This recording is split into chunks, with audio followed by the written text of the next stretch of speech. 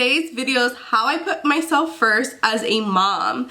Now I know how you guys may think it sounds selfish, but it's honestly a very selfless thing that I do. Let me explain. How do I do this?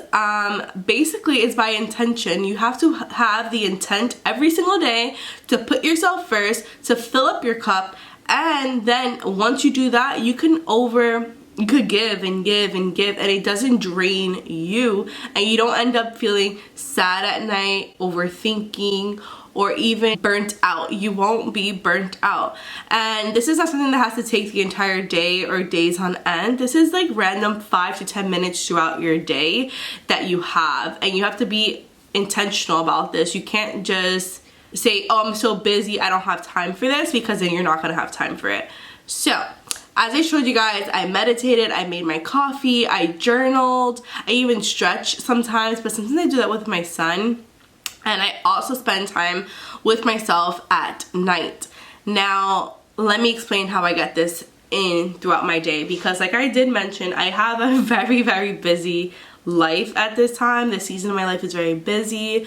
I have a toddler who is 1 year old, and we're also planning a wedding. We have a dog, and just like life in general. How I do this is, one, I ask for help when it's needed. That is like a major way that I fill up my cup.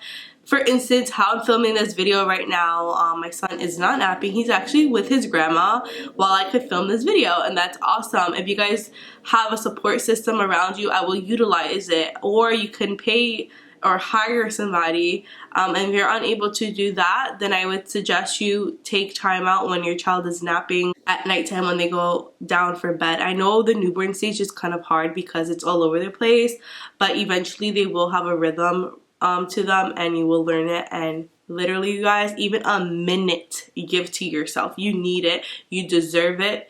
You're not being selfish at all. Number one, that's how I do it. I ask for help. Number two, I work around my son's schedule, and I find that to be less stressful for me.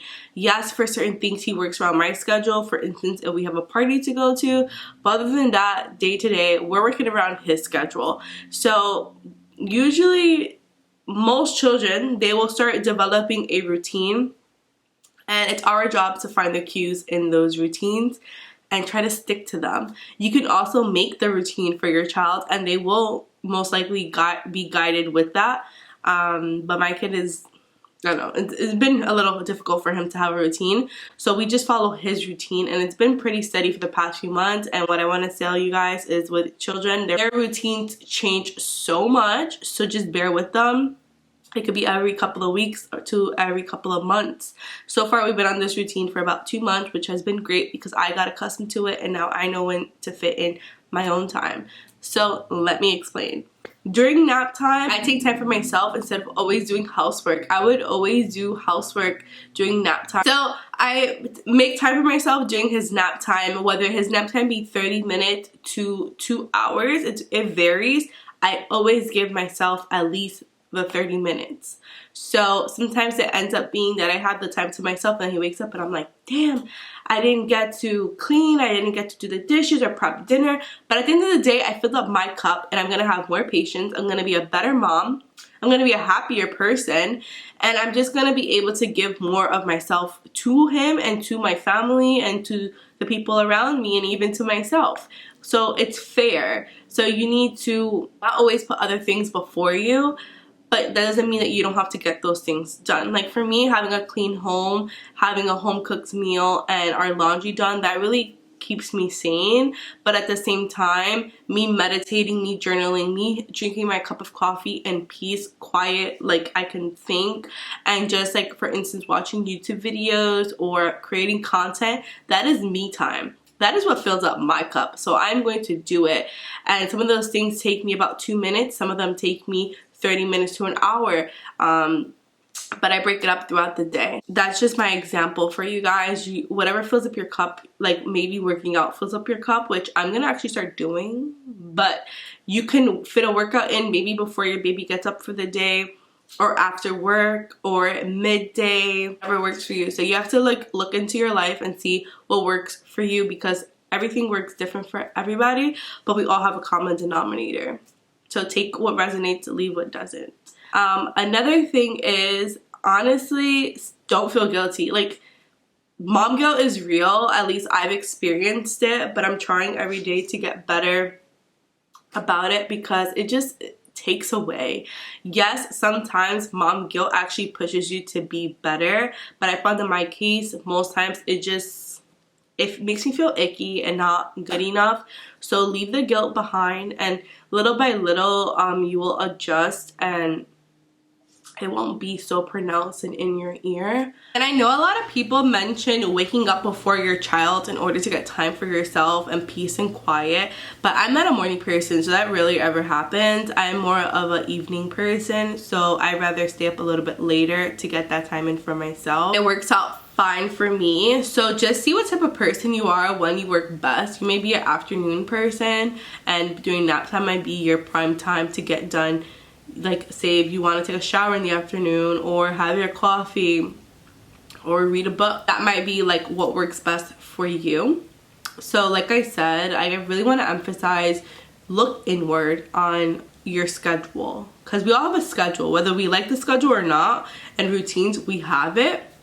So look at it, see what you can adjust or move around in order to accommodate yourself. So me, I usually stay up about an hour to two later than I'd like, for me to get even more me time, because I thrive by myself. I'm an extrovert 100%.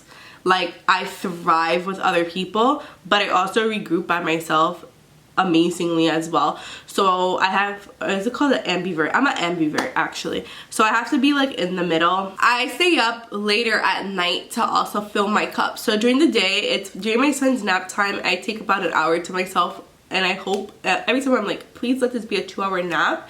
But I also take time for myself at night. So say for instance he didn't nap or he skipped a nap, then I'm guaranteed that nighttime time. And I feel like also what really helps is having a supportive partner. Like my fiance, he works really early, so he will stay with the baby if he wakes up like in the middle of the night, because his schedule, like my son's sleep habits is like so scattered. So if he randomly just wakes up like at 11, my fiance will stay with him. So there also has to be communication with your partner as well. But yeah, so I stay up later to give myself that time. So that could be, I'm wedding planning at the moment because our wedding is coming up shortly. So like we're finishing up some loose ties, so I'm doing that, and I consider that self-care because the more I put it off, the more overwhelmed I get. So I'm doing that. I'm also creating content so frequent, so I like to edit my content at night. I signed up for some courses, so I'm doing those as well. I like to read, or sometimes I just don't want to do nothing, nada. So what do? I will just watch YouTube, and I know it's like not the best for your brain. My phone was going crazy. What was I saying? Oh yeah, sometimes I just don't want to do nothing, so I'll just watch a show or I'll watch some YouTube videos. And another form of self-care for me is when I do chores, I like to make them fun. So for instance, dishes. I know I could bang out the dishes so fast, but I just don't. I really don't like doing dishes. So I'll put on a YouTube video and do the dishes, and it goes by like that, and at the same time I get to watch something that I want to see, and I'm doing the dishes. When I'm doing laundry, I'll just play some music, things like that. Like, you just want to make things fun as well throughout your day to day, and I feel like that's also a form of self-care. It doesn't have to be like this task that you have to do. It could be the things that you're already doing, and you just make them fun, and you just uplift yourself that way. Another thing that I actually started doing is some affirmations, because you guys, I have really bad self-talk. I had no idea that my self-talk was so depreciating and so negative to myself. So that is something that I'm working on, and affirmations actually really have helped me. It makes me feel more empowered. So that's another way that I show myself self-love and self-care, because I feel like those two, they go together. So yeah, I hope this video helped you guys, and I'm still learning. I love to learn about things like this. I love to learn about self-empowerment, putting yourself first, but not being a narcissist or selfish. Don't get the two confused, because filling up your cup doesn't make you those.